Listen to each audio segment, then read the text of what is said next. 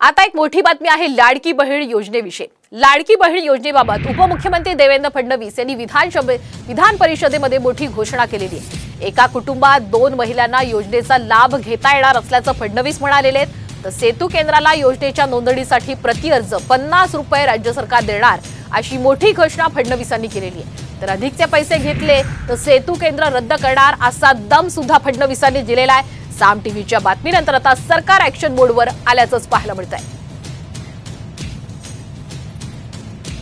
लाडकी बहीणबाबत महत्त्वाची माहिती पाहूयात। केशरी पिवळं रेशन कार्ड धारकांना उत्पन्नाच्या दाखल्याची अट ही शिथिल असेल। एका कुटुंबात 2 महिलांना लाभ आता घेता येणार आहे। सेतू केंद्राला सरकार प्रति अर्ज 50 रुपये देणार। अधिकचे पैसे घेतल्यास सेतू केंद्र रद्द होणार आहे। एजंटच्या माध्यमातून नोंदणी करू नका, फडणवीसांनी आवाहन केलंय। मागणी येत होती की याचा मिसयूज होऊ नये म्हणून एका कुटुंबामध्ये 2 महिलांना देण्याचा निर्णय झालेला आहे।